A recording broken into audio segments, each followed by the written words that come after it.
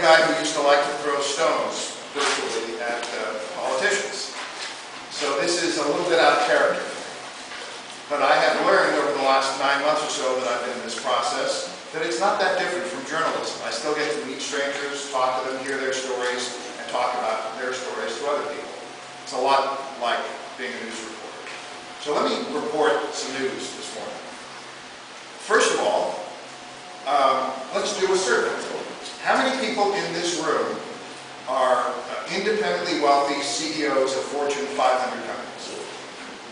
Anybody? No. How many people here think that Congress is doing a great job of representing us? Well, this room is just like all of the other rooms I've been in and all of the other individuals I've talked to over the last 9 months. I find that the voters in this district are not the wealthiest Americans and are not satisfied with the job that those who are supposed to be representing us are doing in Washington. By contrast, how many people in this room believe that we can do better? I don't meet a lot of pessimists in this process either. Almost everybody thinks we can do better. There's a book I'd like to recommend since we are in a library. It is available at this library. You don't have to spend a nickel to read it. It's called That Used to Be Us. It was co-authored by Thomas Friedman and Michael Mandelbaum. And it's not a woe is us, how terrible our lives have become. It's a very optimistic, forward-looking book about how we got to be such a great country and what we can do to regain a lot of that greatness in the world. And it focuses on what other countries in the world, countries like India and China, for example, are doing to compete against us by imitating the same things that we have done historically. Investing in infrastructure, investing in education, raising standards, engaging vigorously in trade around the world, not wasting money on things like unnecessary military adventures. These are things that we used to be all about.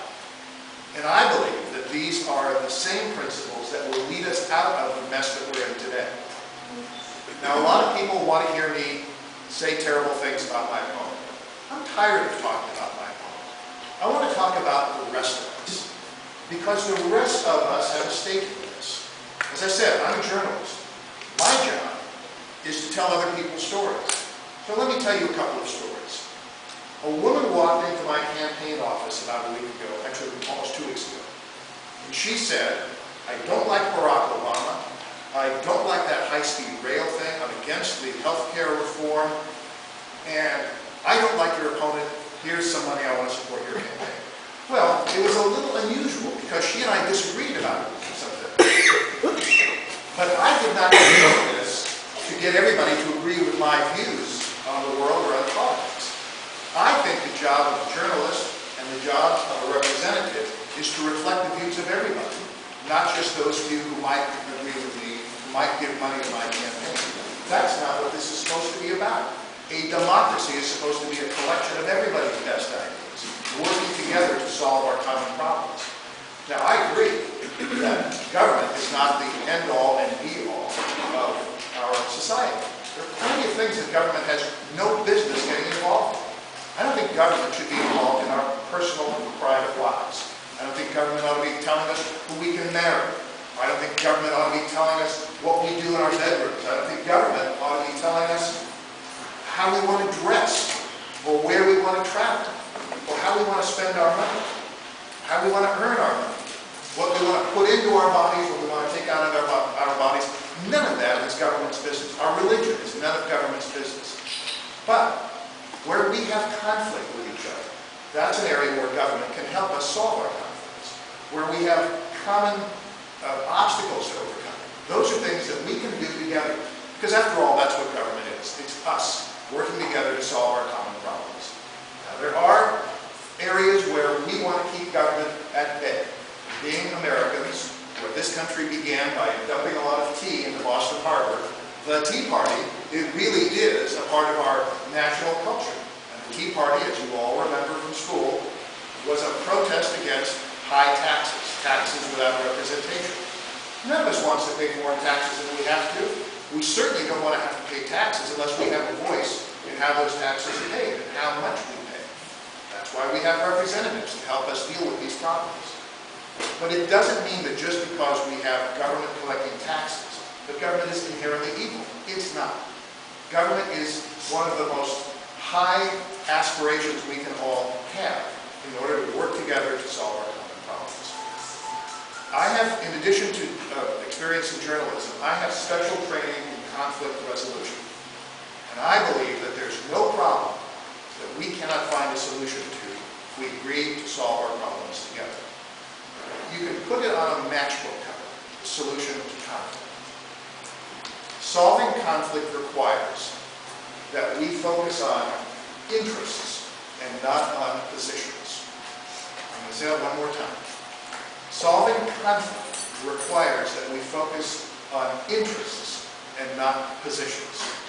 Let's say one of us wants that door open and another of us wants that door closed. Well, it's either open or closed, right? But why do we want the door open or closed? Let's say it's too hot in here, or let's say it's too noisy out there. We can debate and discuss the issues and find ways of accommodating each other's needs. We have common interests. I don't care whether you all are Democrats or Republicans, or if you're like me, not a member of a party. None of that matters to me. What I care about is that we work together. What I care about is that we stop the corruption that we have institutionalized in our country. It should not cost $1 million to run for public office in this country. That's obscene. Any of us should be able to do this. And part of the process that I find the most difficult is walking up to strangers and saying, put some money into my campaign kitty so I can keep doing this. I really don't like that. But I am going to ask you all to do that, because that's the way I get to tell my story to more than just rooms like this. This is a great way to do it. Going door to door is a great way to do it. Before November 6th, I'm going to have to buy some media. That's important too. It's a big district. It covers Tulare County, most of Kern County, and a little bit of northern LA County. So I'm going to be wearing out a lot of shoe leather before I'm done. I've been learning a lot from my two colleagues. Both John and Rudy have taught me a lot about how to run for office. And I'm glad I'm not running against them. And I'm also not here, as I said at the beginning, to say bad things about my opponent. Kevin McCarthy is probably an honorable man, wife and kids. He's been in this district forever. He comes from a long line of McCarthys in this district.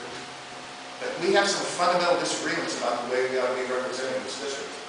And he calls himself a conservative. A lot of people say to me, be careful because those conservatives won't like you. I think that's nonsense.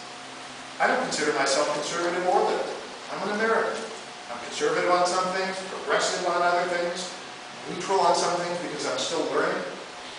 But I do think the word conservative is important because a lot of people here say, I'm conservative. Well, what does that mean? I'm a journalist. Words matter to me. And I think the word conservative, if you look at its roots, conserve, save, is important. We all should care about preserving our environment, preserving our children's future. I think Mr. McCarthy wants to save too. He just wants mostly to save for himself and his rich friends. I don't think that's what it should be about. That's not conservative. That's hoarding. That's greedy. I think we need to be generous. We need to help each other. That's one of the things I love about this place. I was born in Fresno. I've only been living in Bakersfield for 8 years. But the Central Valley is a very generous place. People do care about each other. They look out for each other. And I think that's the way we need to govern ourselves. It's not me. It's not just us. It's all of us. So I appreciate your help. I appreciate you listening to me. I'm very anxious to hear what you think. If you have questions,